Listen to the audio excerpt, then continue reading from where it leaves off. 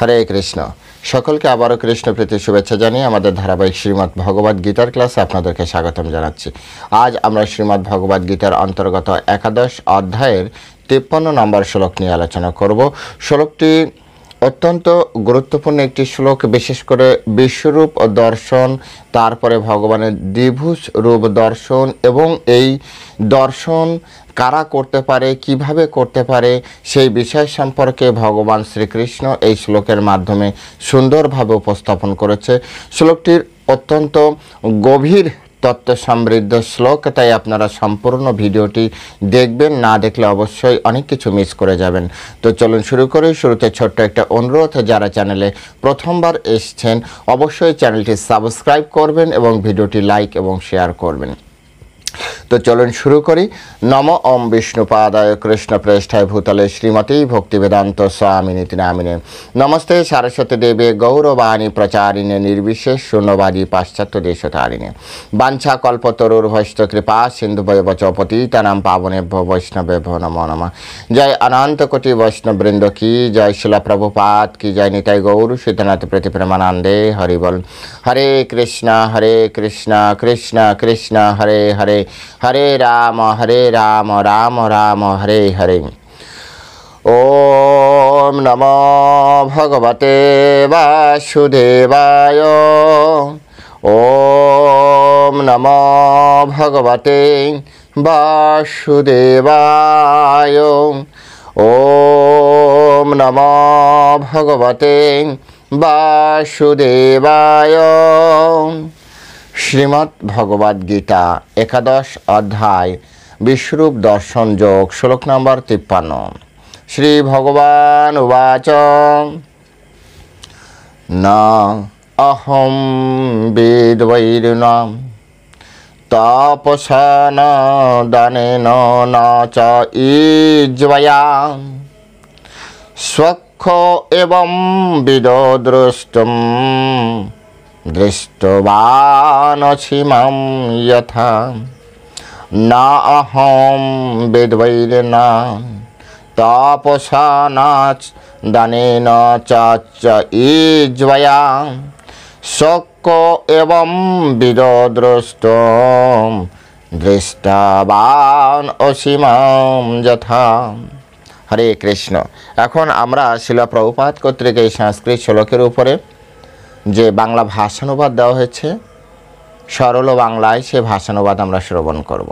অনুবাদ: তুমি তোমার দিব্য চক্ষুর দ্বারা আমার যে রূপ দর্শন করেছ, সেই প্রকার আমাকে বেদ অধ্যয়ন, তপস্যা, দান ও পূজার দ্বারা কেউ দর্শন করতে সমর্থ হয় না।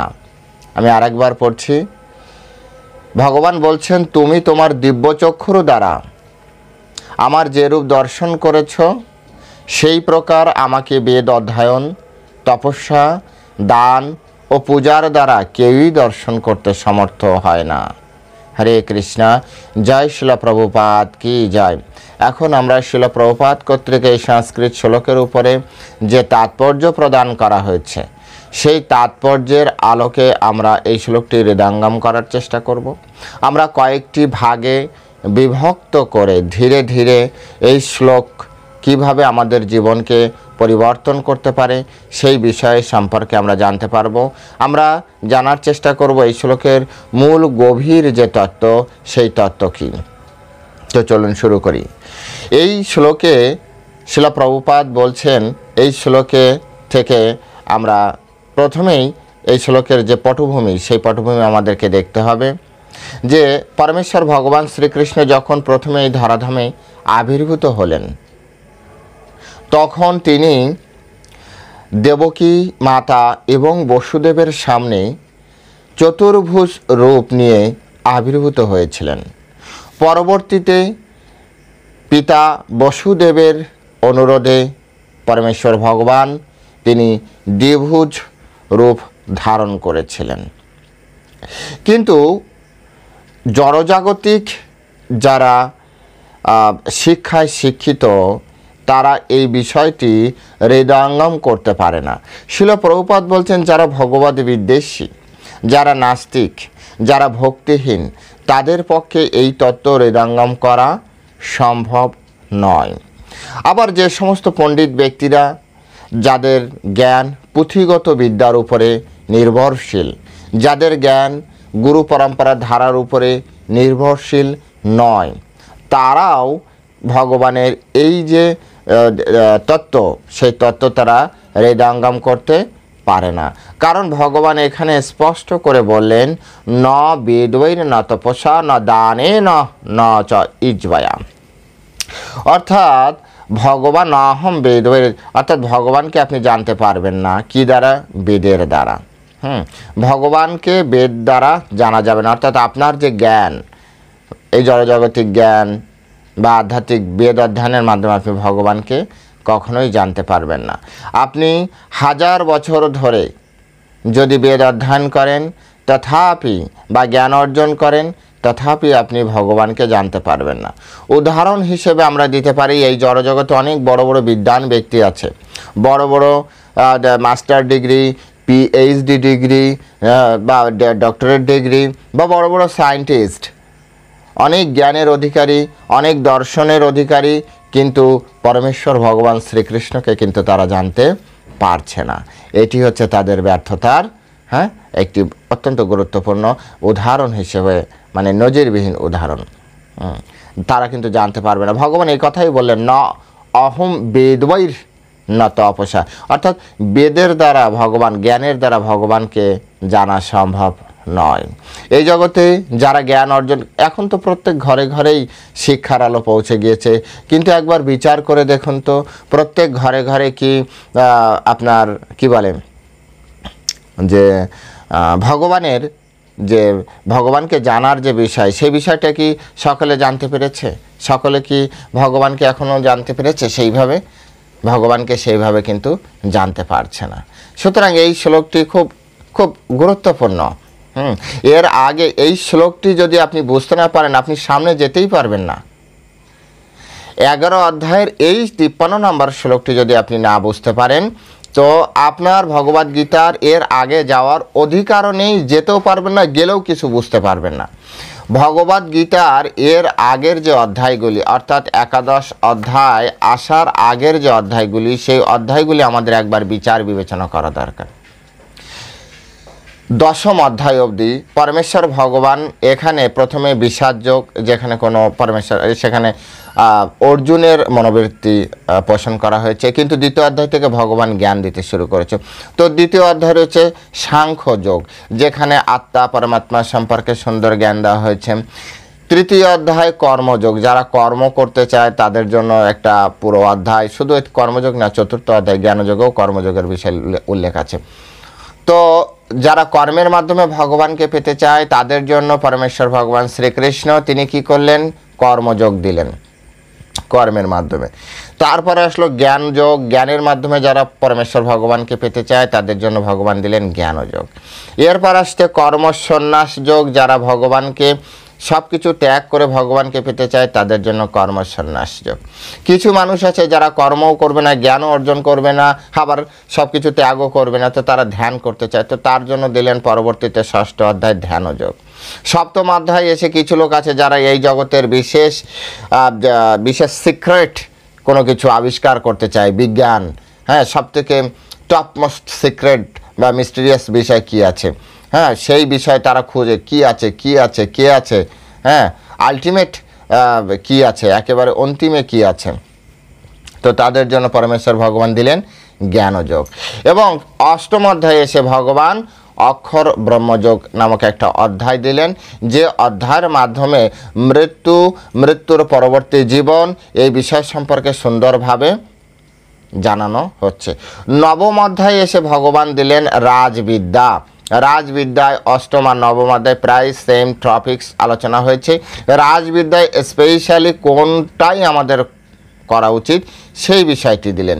10ম অধ্যায়ে এসে পরমেশ্বর ভগবান তিনি কি করলেন? বিভূতি যোগ। তা তিনি যে সর্বৈশ্বর্য সম্পন্ন ব্যক্তি, তিনি নিজেকে নবম অধ্যায়ের পটভূমি তৈরি করার পরে দশম অধ্যায় কী করা হলো? দশম অধ্যায় তার বিভূতি, তার যে শক্তিমত্তা, সেই শক্তিমত্তা প্রকাশ করা হলো। একাদশ অধ্যায়ে এসে পরমেশ্বর ভগবান তিনি তার বিশ্বরূপ দর্শন করালেন। অত্যন্ত গুরুত্বপূর্ণ বিষয়, ভালো করে খেয়াল করবেন, কোনো বিষয় মিচিং না যায়। তো একাদশ অধ্যায়ের এই 53 নম্বর শ্লোকে এসে পরমেশ্বর ভগবান এখানে খুব সুন্দরভাবে বললেন যে ন অহম বেদবৈর ন তপসা ন দানে ন চ ইজ্জয়া। ইজ্জয়া মানে কি জানেন? ইজ্জয়া মানে হচ্ছে পূজার দ্বারা। তো আপনি এর আগে যত যত অধ্যায় পড়েছেন সেই অধ্যায়কে পরমেশ্বর ভগবান এখানে লাইট করে দিলেন, হাইলাইট না, লাইট করে দিলেন। লাইট মানে কি? হালকা করে দিলেন এটাকে। হ্যাঁ, আবার বলবেন না ও তাহলে জ্বালিয়ে দিয়েছে, তার মানে ওটাই আমাকে দর্শন করতে হবে না। লাইট হাইলাইটে এই দুটো যখন বসানো হয় তখন লাইট মানে হচ্ছে হালকা করে গিয়েছেন। অর্থাৎ কেউ যদি চিন্তা করে, অনেকে আমাদেরকে বলে না আপনাদের মতো শুধু হরে কৃষ্ণ করলে হবে, আমাদেরকে আমাদের পেট চালাতে হয়, সংসার চালাতে হয়, কর্ম করতে হয়। কর্ম অবশ্যই করবেন, কর্ম করতে কে নিষেধ করেছে? কর্ম আমরাও করছি, কিন্তু কর্ম কিভাবে করতে হয় সেটা ধর্মের মাধ্যমে শিখতে হবে।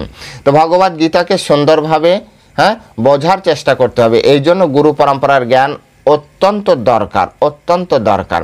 গুরু পরম্পরার জ্ঞান না হলে এই তত্ত্ব কখনো হৃদয়ঙ্গম হবে না। এই জিনিসটা আমি প্রতি শ্লোকে বলছি। গুরু পরম্পরার মাহাত্ম্য অত্যন্ত গুরুত্বপূর্ণ। গুরু পরম্পরা চাই, গুরু পরম্পরা ছাড়া হবে না। এখানে গুরু পরম্পরার মাধ্যমে দেখুন কি হয়, বাইরের মানুষ গীতা পড়ে সারা দিন রাত কষ্ট করছে, অথচ ভগবানকে প্রাপ্তি হবে না। আর এই কথা পরমেশ্বর ভগবান এই একাদশ অধ্যায়ের 53 নম্বর শ্লোকে তিনি আলোচনা করেছেন। 53 নম্বর শ্লোকটি একাদশ অধ্যায়ের পরবর্তী শ্লোকগুলি, শেষের শ্লোকগুলি অর্থাৎ 54 নম্বর 55 নম্বর পরবর্তী যে শ্লোকগুলি আছে সেই শ্লোকগুলির সাথে এবং দ্বাদশ অধ্যায় ভক্তিযোগের সাথে সেতু তৈরি করছে। 53 নম্বর শ্লোকটি আমি আবার বলি, 53 নম্বর শ্লোকটি প্রথম অধ্যায় থেকে একাদশ অধ্যায়ের 52 নম্বর শ্লোক পর্যন্ত পাঠ করে 54 নম্বর শ্লোক থেকে, একাদশ অধ্যায় 54 নম্বর শ্লোক থেকে শুরু করে দ্বাদশ অধ্যায়ের উপরে একটা সেতু তৈরি করছে, যাতে আমরা ওখান থেকে আসতে পারি। বিষয়টা ভালো করে বোঝার চেষ্টা করতে হবে। এখানে যদি বিভ্রান্ত হন তাহলে কিন্তু সব কিছু বিভ্রান্ত হয়ে গেলে সব কিছু আপনার ওলট পালট হয়ে যাবে। তো এখানে পরমেশ্বর ভগবান বেদৈর ন অহম বেদৈর, এই বেদ পাঠ করে ভগবানকে জানা যাবে না। ভগবানকে জানার বিষয়ে ভগবান কি বলেছিলেন, কেন বলেছেন এই কথা, এই কথাটি বলার উদ্দেশ্য কি, এই শ্লোকটি পরমেশ্বর ভগবান কেন বললেন? না বললে কি হতো? পরমেশ্বর ভগবান শ্রীকৃষ্ণ 52 নম্বর শ্লোকে বলছেন সুদূর দর্শাম ইদাম রূপম দৃষ্টবানপি যৎমনাম দেবা অপস্বরূপস্ব নিত্যম দর্শনকাঙ্ক্ষিনাম। বলছে যে এই যে তুমি আমার এই যে রূপ দেখছো, মানে দ্বিভুজ শ্যাম সুন্দর রূপ, এই যে রূপ দেখছো এই রূপ কিন্তু অত্যন্ত দুর্লভ। সেই কথার পরে যে কিন্তু এই কথাটি এসেছে, অর্থাৎ 52 নম্বর শ্লোকের পরের অংশ 53 নম্বর শ্লোক।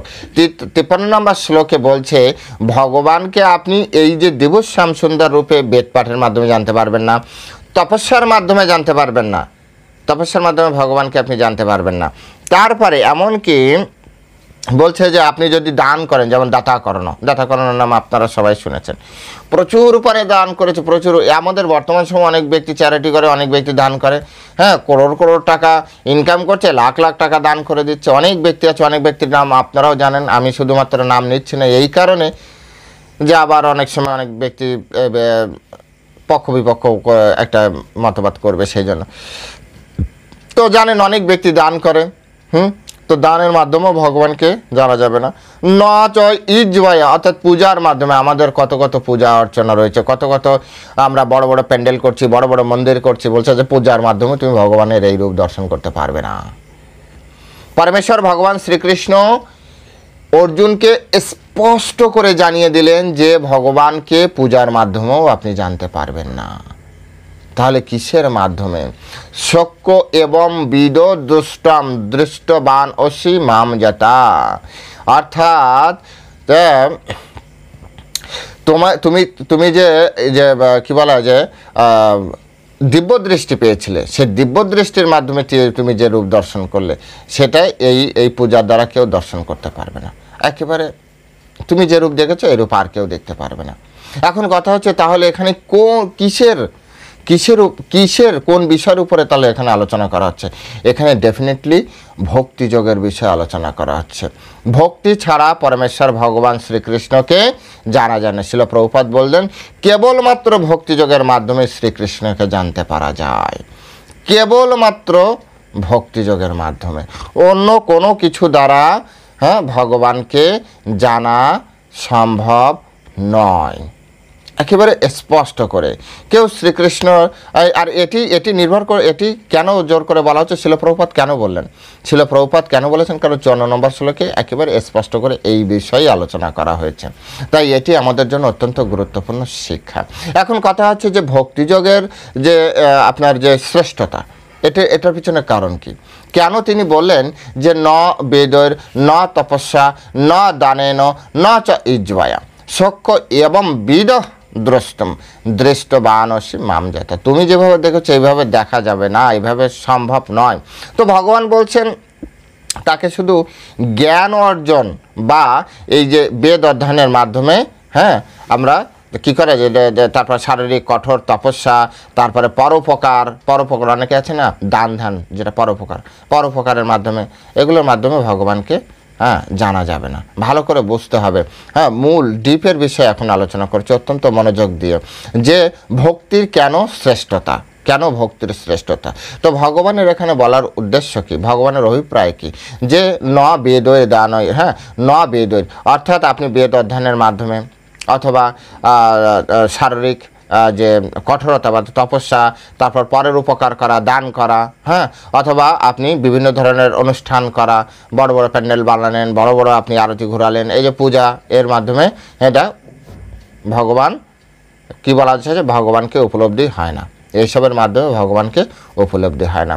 তবে এগুলো কি দরকার নেই? না, এগুলো দরকার আছে, এগুলো গুরুত্বপূর্ণ, কিন্তু আধ্যাত্মিক উন্নতির জন্য এই যে এটা একটা উন্নত পথ হতে পারে, কিন্তু তার সাথে যদি ভক্তি না থাকে, প্রবলেমটা হচ্ছে ভক্তি। দেখুন এটা খুব গুরুত্বপূর্ণ আলোচনা, কিন্তু যে এই যে পন্থাগুলো, যে বেদপাঠ কি, তাহলে প্রভু বেদপাঠ করবো না, যজ্ঞ করবো না, পূজা করবো না, দান করবো না, তপস্যা করবো না, বারব্রত তিথি এগুলো পালন করবো না, না, বেদ অধ্যয়ন এই যে তারপর দান ধ্যান যজ্ঞ তপস্যা পূজা, এগুলো আধ্যাত্মিক উন্নতির জন্য যথেষ্ট হেল্পফুল, গুরুত্বপূর্ণ।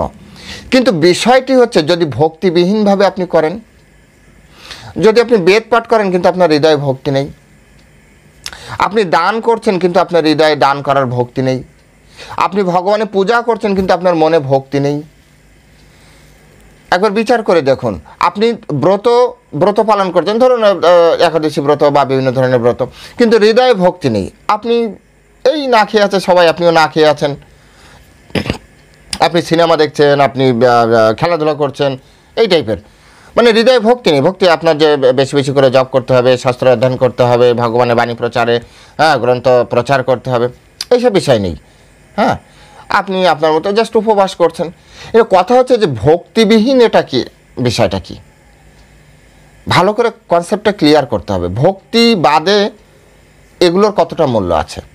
তাই বলছে যে ভক্তিবিহীনভাবে আপনি এটি যদি করেন, তাহলে এটা সাধারণত বেদের ক্ষেত্রে জ্ঞানচর্চা আর পূজা অর্চনার ক্ষেত্রে কি হচ্ছে, এগুলো শুধুমাত্র আপনার হচ্ছে এক ধরনের তথাকথিত কর্ম করছেন আপনি, জ্ঞান আর কর্ম, ভক্তি নেই, হয় জ্ঞান হবে না কর্ম হবে। তো এখানে ভগবান জোর দিচ্ছেন কিসের? ভগবান জোর দিচ্ছেন বিশুদ্ধ প্রেম ভক্তির উপরে। পরমেশ্বর ভগবান শ্রীকৃষ্ণ প্রেম ভক্তির উপরে বিশেষ জোর দিচ্ছেন, প্রেম ভক্তির উপরে। এবং অর্জুন যে রূপ, এই যে দিব্য শ্যামসুন্দর রূপ অথবা বিশ্বরূপ দর্শন করেছিলেন, এটা কিন্তু শুধুমাত্র সমর্থ হয়েছে, এটা শুধুমাত্র সম্ভব হয়েছে তার বিশুদ্ধ প্রেমময় ভক্তির কারণে। কতটা গুরুত্বপূর্ণ, বিশুদ্ধ প্রেমময় ভক্তির কারণে, এটি একটি অত্যন্ত গুরুত্বপূর্ণ বিষয়। 2 নম্বর পয়েন্ট নিয়ে আমরা এখানে আলোচনা করতে পারি এখানে বলা হচ্ছে ভগবানের কিন্তু অপরিসীম কৃপা এই শ্লোকের মাধ্যমে আমরা দেখতে পাই। কি অপরিসীম কৃপা? এই শ্লোকটিতে ভগবান অপরিসীম কৃপা এবং দুর্লভতার উপরে আলোকপাত করেছেন। তার এই রূপ দর্শন একটি বিরল ঘটনা। ভগবান এই যে রূপ দেখাচ্ছেন অর্জুনকে, দেবশ্যাম শ্যামসুন্দর রূপ, এটি মানে ভগবানের অহৈতুকী কৃপা। ভগবানের এই যে রূপ, এটা হচ্ছে দুর্লভ। এবং এটা কিন্তু আমি বলছি না। 12 নম্বর শ্লোকটা আপনারা বের করে দেখুন। সুদূর সুদূর দর্শম ইদম রূপম দৃষ্টবান অসিজত্মমাম দেবা অপস্বরূপস্ব নিত্যম দর্শনকাঙ্ক্ষিনা সুদূর দর্শম ইদম রূপম। এই রূপ অত্যন্ত দুর্লভ। ভক্তগণ, এই রূপ অত্যন্ত দুর্লভ হওয়া সত্ত্বেও পরমেশ্বর ভগবান শ্রীকৃষ্ণ তিনি অর্জুনকে এই রূপ দর্শন করিয়েছেন।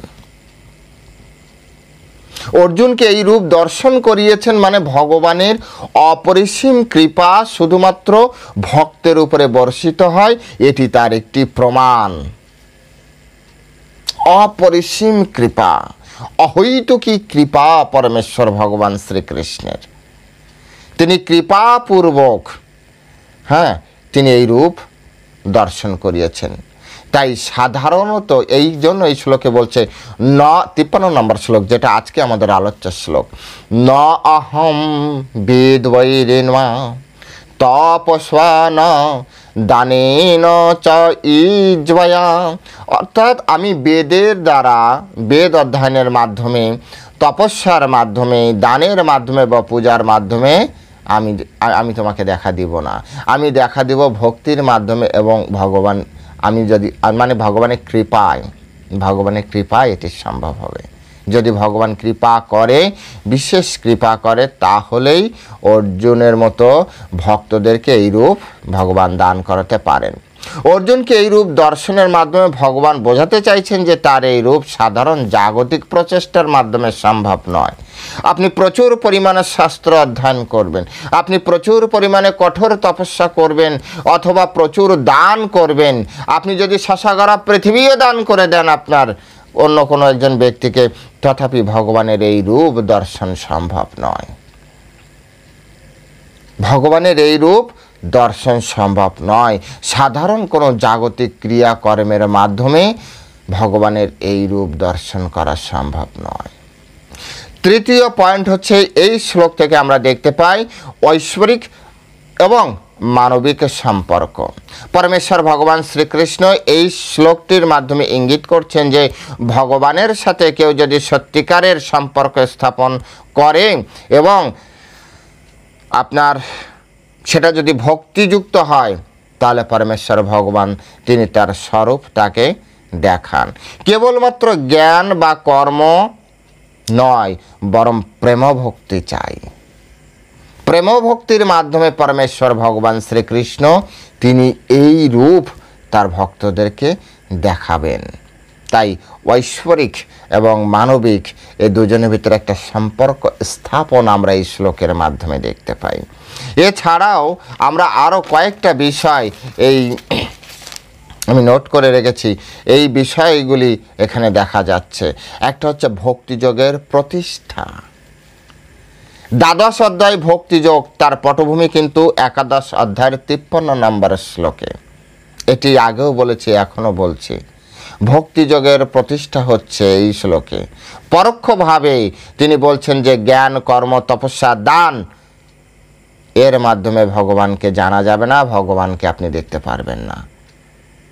আর কি স্পষ্ট প্রমাণ চান? অনেকে বলে না গীতায় শুধু কর্ম বলেছে, কর্ম করে যাও, কর্ম করে যাও। গীতা পড়ুন, গীতা বুঝুন, গুরু পরম্পরা ধারায় গীতা বুঝুন, তবে না গীতার রস আপনি আস্বাদন করতে পারবেন, তবে সেই রস আস্বাদন করতে পারবেন, মনুষ্য জীবনের উদ্দেশ্য বুঝতে পারবেন।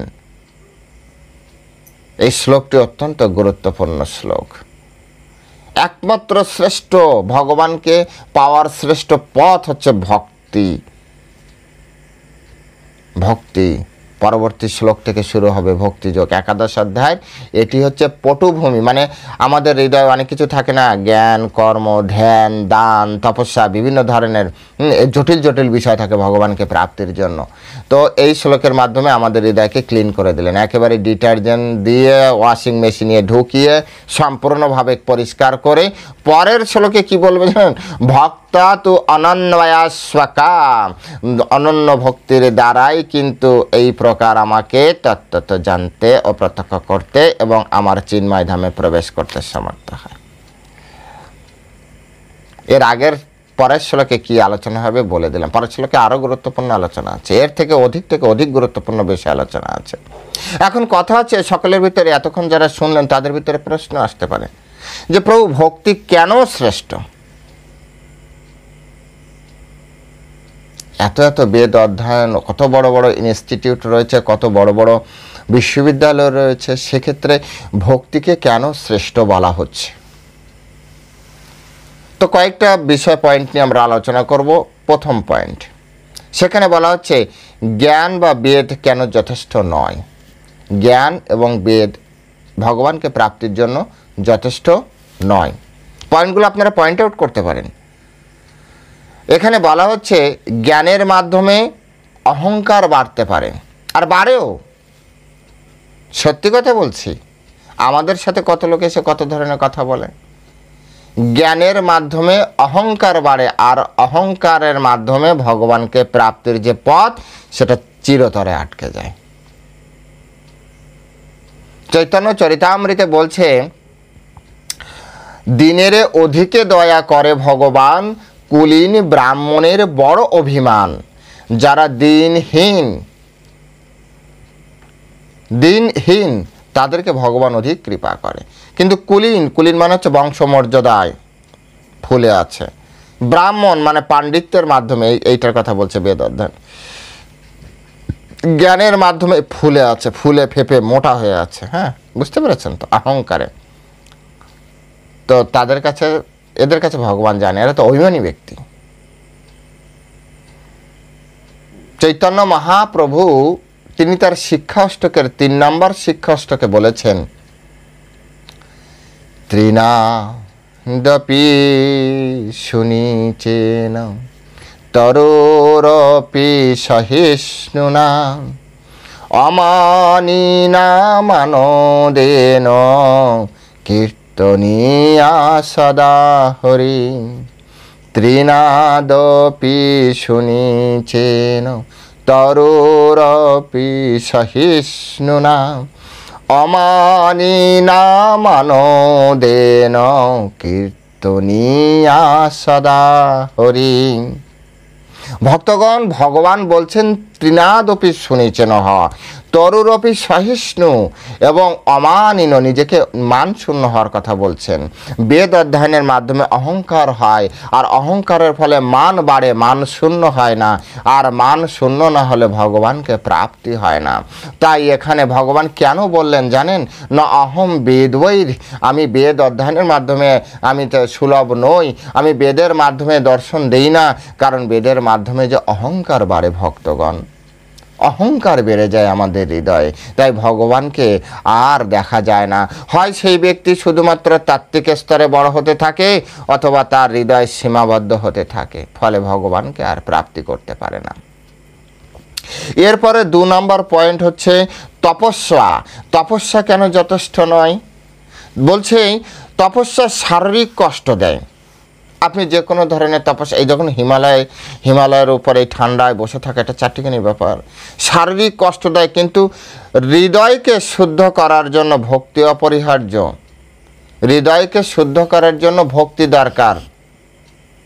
ওটা শরীরকে তো কষ্ট দিচ্ছে, কিন্তু হৃদয়কে কিভাবে আপনি কষ্ট দ্বারা, হৃদয় আলাদা জিনিস, শরীর আলাদা তত্ত্ব, আপনারা জানেন।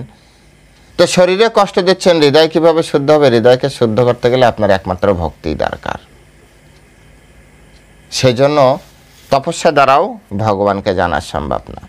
তারপরে আসছে দান। না দানে না দান, দানের মাধ্যমে কেন সম্ভব না? বলছে দান কেবল পুণ্য দেয়,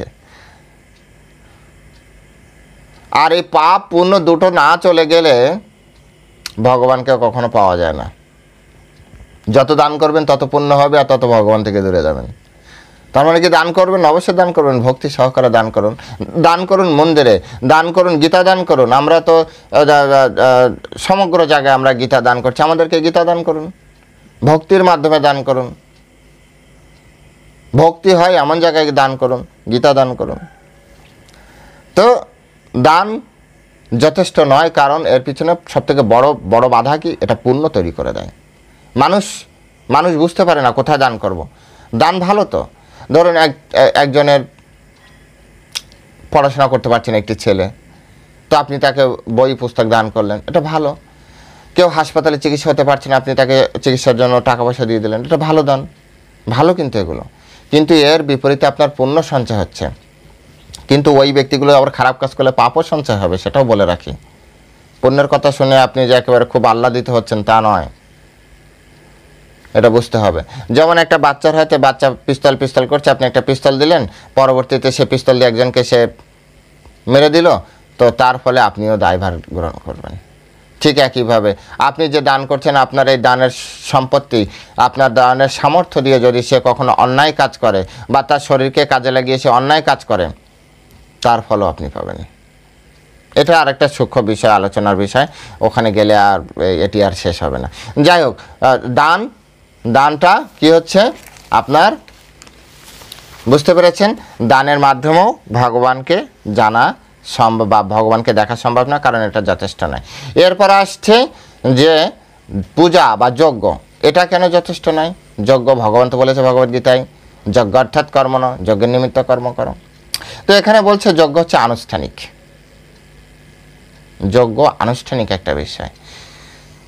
হৃদয় ভক্তি যদি না থাকে, মানে ভক্তিহীন আপনি যদি যজ্ঞ করেন, তাহলে তার দ্বারা কিছু পাওয়া যাবে?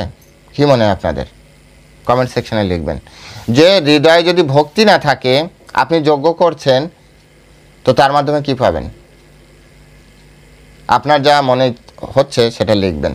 তবে ভগবদ্গীতা দুটি শ্লোক আমি এক জায়গায় করে এর একটা কনক্লুশন দিচ্ছি, আমার নিজের থেকে না। ভগবদ্গীতা ভগবান বলছেন যজ্ঞার্থাৎ কর্মণ অন্যত্র লোকায়ম কর্মবন্ধন, সুতরাং যজ্ঞই করতে হবে আপনাকে। আর এখানে এসে এই গীতার এই 53 নম্বর শ্লোকের মাধ্যমে পূজা বা যজ্ঞ, এর মাধ্যমে দেখা যাচ্ছে বিচার বিশ্লেষণে সেটা বেরিয়ে আসছে যে শুধুমাত্র ভক্তিহীন যজ্ঞে আপনি ভগবানকে প্রাপ্তি করতে পারবেন না। এখন কথা হচ্ছে ভক্তিহীন কেন যজ্ঞ? তো সেখানে নবম অধ্যায়ের 26 নম্বর মেবি শ্লোকটা আমি বলি, শ্লোক নাম্বার এ পাশে পাশে হতে পারে। পত্রম পুষ্পম ফলম ত্বাম যৌমে ভক্তা প্রযচ্ছতি তদ অহম ভক্ত উপরিতম স্মানি প্রযত আত্মান। যে বিশুদ্ধ চিত্ত নিষ্কাম ভক্ত ভক্তি সহকারে আমাকে পত্র পুষ্প ফল জল অর্পণ করে, আমি তার সেই ভক্তি প্লুত উপহার প্রীতি সহকারে গ্রহণ করি। ভক্তি প্লুত উপহার অর্থাৎ ভক্তি দ্বারা যদি আপনি প্রদান করেন, পূজা করেন, তবে পরমেশ্বর ভগবান শ্রীকৃষ্ণ ওই উপহার প্রীতি সহকারে গ্রহণ করবে।